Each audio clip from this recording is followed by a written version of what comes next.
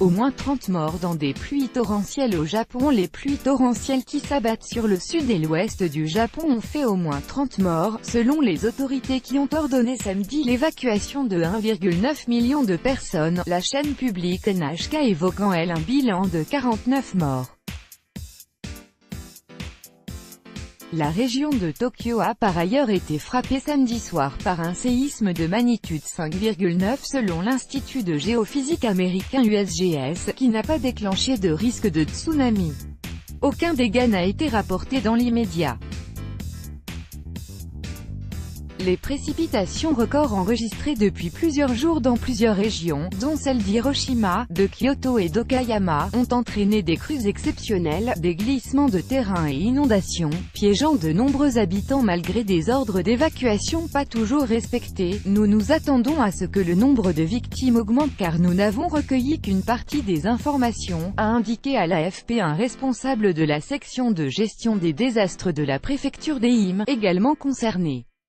La chaîne publique NHK, dont les programmes habituels sont en partie remplacés par des éditions spéciales, évoquait un bilan de 49 morts et 48 disparus en début de nuit au Japon, samedi après-midi en heure GMT. D'autres chaînes donnaient des chiffres assez proches. La préfecture de Hiroshima totaliserait le plus lourd bilan avec au moins 23 morts selon la NHK, mais les provinces d'Aichi, Gifu, Kyoto ou encore Okayama apparaissent aussi durement touchées.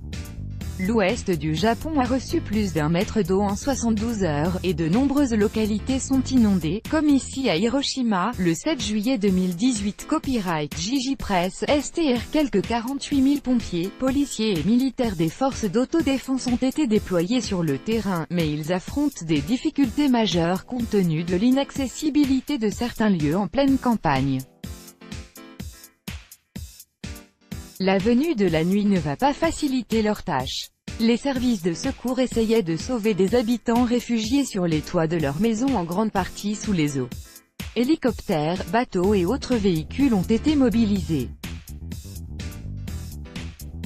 Le Premier ministre Shinzo Abe a qualifié la situation d'extrêmement grave et ordonné le déploiement de tous les moyens possibles pour sauver des vies. Le gouvernement a mis en place une cellule de crise, emportée par les eaux. L'agence météorologique a placé en alerte maximale plusieurs régions et mis en garde contre des risques élevés de dégâts majeurs. Une vigilance maximum s'impose, répètent les météorologues.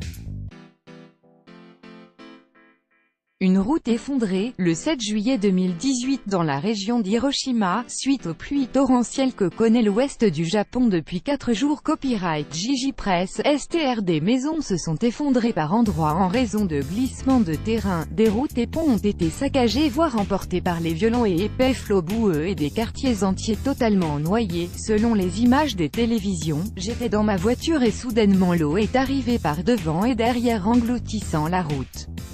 J'ai réussi à m'enfuir, mais j'ai eu peur, a témoigné pour le journal Mainichi Yuzohori, qui se trouvait dans la région de Hiroshima, sud-ouest. Ma maison a été emportée par les eaux et complètement détruite, a pour sa part rapporté Toshihide Takigawa, également à Hiroshima.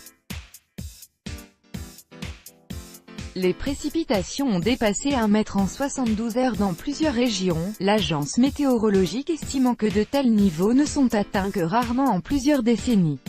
Elle a qualifié les pluies de « terribles » et estimé qu'elles dureraient jusqu'à dimanche. Le Japon est souvent traversé par d'importants fronts pluvieux en plus des typhons parfois meurtriers qui le balayent régulièrement en été. Rien d'aussi dramatique avec le tremblement de terre qui s'est produit à 20h24 local, 11h24 GMT, et était précédé d'une alarme avertissant les habitants. Images aériennes de maisons endommagées par les intempéries à Hiroshima le 7 juillet 2018. Copyright Jiji Press, STR. C'était un type de secousse latérale plutôt longue, quelques objets sont tombés, mais ça va, a témoigné une femme résidant dans la région de Chiba, dans l'une des zones les plus secouées.